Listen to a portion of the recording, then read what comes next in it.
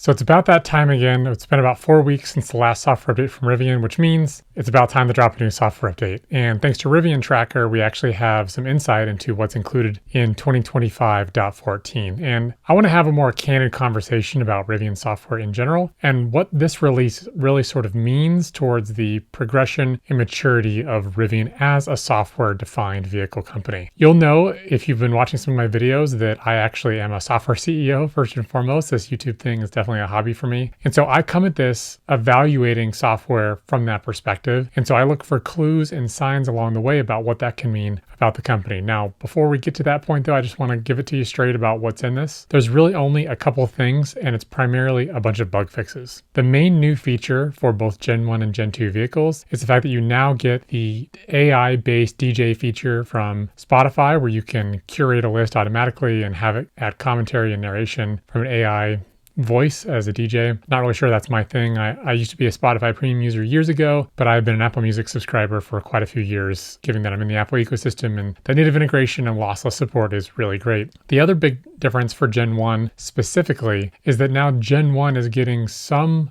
Gen 2 features in the sense that the way that the driver assistance system works can now get its software updates independently of the overall vehicle updates. So when there are more pre-mapped highway updates, when there are more driver assistance and additional roads, that can be pushed to the fleet of Gen 1 vehicles much faster than the 4-week cadence that they tend to do specifically for overarching software upgrades. Pretty much everything else in the list, which I will display on the screen here thanks to Rivian Tracker, is small and subtle tweaks, bug fixes, and updates. There is one extra little tidbit there for tri-motors on Gen 2, but in general, this is a bunch of bug fixes. Now, you may be looking at this and saying, where's the big new features? Where's the texting, for example? I know it's going to be a hot button topic. Where is, CarPlay, which is never going to happen, but where are these big monumentally forward-leaping features? And Rivian has really worked to get a lot of these out over the last few years, and their every 4-week or so cadence has really compounded a lot of these. But you'll note in my 6-month review, I really only had 2 main issues with Rivian overall. One was the initial QA and corresponding service delays, but the second one was bugs. And I described living in the Tesla ecosystem as beta and living in the Rivian ecosystem as alpha.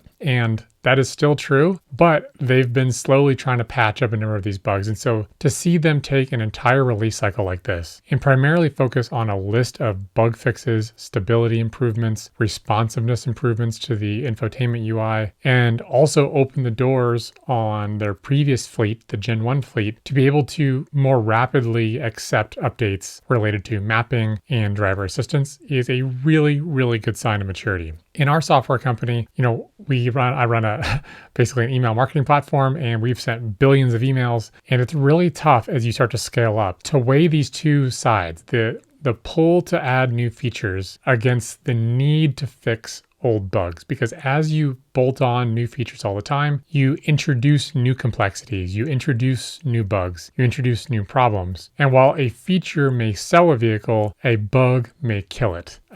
And churn is really painful, and the last thing Rivian wants is a bunch of people out there complaining about how bad the software is, which has happened to some extent. Now, I appreciate that Wasim and the team seem very responsive to the feedback loops. You've noted in multiple release cycles, they have called out specific reviewers, Reddit commenters, and others that have called out anything from really basic, like in this one, there's a slight vehicle misalignment in the app, fixed, to something more significant, like when they called out of spec based on their feedback to improve the way that pet comfort mode works. These are all really important aspects of running a successful software-based organization, which is what Rivian is. They are a software company who happens to make cars. This is a very important delineation to understand when you're buying into a Tesla, a Rivian, or a Lucid. One thing that Rivian does that's similar to Tesla, but different than a lot of other auto manufacturers, is they have a complete topology on their vehicle that can benefit from software. So it's not always something that is so simple and user-facing, such as a music streaming service or the way that the app works on an infotainment screen. These bugs and fixes roll all the way down to the ECUs in the car. I feel like Gen 2 has been the unfortunate burden of carrying these new ECUs since they came out in June, so we're getting close close to about a year since the vehicles initially shipped. And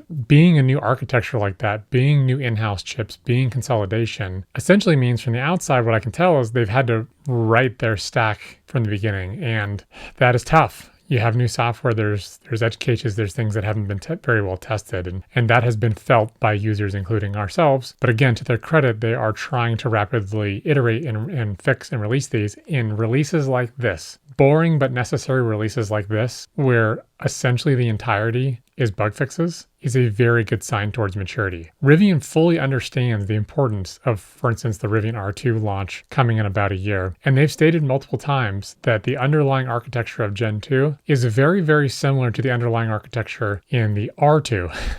I know R2 and Gen 2 sounds kind of similar, but since they share so much in common, it is more important than ever that Rivian really nail down and smooth out the bugs that are in Gen 2 so that when they go into R2 and they start ramping up that production for a very highly anticipated vehicle that's going to sell in much higher volumes and potentially strain their service centers to a much larger degree, it is very important that they spend as many cycles as possible smoothing out what they have, improving the firmware at the ECU level, improving the overall system stability and function, because I think more customers would forgive a lack of a feature than would forgive a feature not working to a degree that it requires reboots, restarts, and disruption throughout the day. So I just wanted to give you my perspective as a software CEO that I know this is going to feel very boring as an update cycle. And to be honest, I hope we actually see more of these. I hope that even if it was every other or at least every 1 in 3 cycles was a fairly boring but necessary update to patch bugs, improve stability, that would actually be a win for the customer experience. I do not want to discount, though, the fact that messaging interaction overall is a huge hole in the Rivian stack. And I have another video coming later about how I think they're going to address that. It appears that they really did try to implement a fairly basic solution a few years ago, but they found it just wasn't up to their standard. And I realized that other cars have inbuilt solutions, but they are admittedly somewhat half-baked solutions. For example, obviously I'm in the Apple ecosystem and Tesla technically has some messaging support, but partly because of the ecosystem and partly because of the implementation, the messaging support was really not great in a Tesla. Probably the only reasonably decent messaging experience right now that you can get in a car is, I hate to say it, but through CarPlay or through Android Auto, where you get these projection systems from your smartphone to embed a piece of your smartphone experience into a siloed version of your car experience. And Rivian has been very clear that they never want to do that. I think they should offer it just so that people have choice and so they could fill a hole for messaging. But I do believe that they have a larger vision and they've made significant investments in team, in the structure of their board, and their outward statements about what they want the in-cabin experience to be, that I think is going to take a much bigger swing at this. That's more of the Apple approach of, hey, we'd rather be late and be right than be early and be sort of half-baked. So I just want to give you my thoughts. Again, thank you to Rivian Tracker for posting the updates that are going to be included in these software versions ahead of when they actually drop. I hope you enjoyed those, and I hope you enjoyed my thoughts as a software CEO on what these boring but necessary updates mean to the overall satisfaction and experience of living with the Rivian. So if you enjoyed this video, if you enjoyed the thoughts and my perspective as a software CEO and this kind of stuff, if you want to learn more about Rivian and EVs and autonomy in general, make sure you hit the like button and subscribe down below and drop in the comments. What's the thing that you really wish feature-wise was there? Is it message support? Is it CarPlay? Or is there some other feature that you feel is severely lacking inside of your Rivian that you would prefer them prioritizing over these kind of software updates and bug fixes and that kind of stuff? Or are you more in the camp of myself where a sort of TikTok approach is a sign of maturity, that you would rather see them harden and firm up their code base so that they have fewer bugs, fewer hangs, fewer memory leaks, fewer issues like that? Sound off in the comments, let me know. And until next time, stay curious.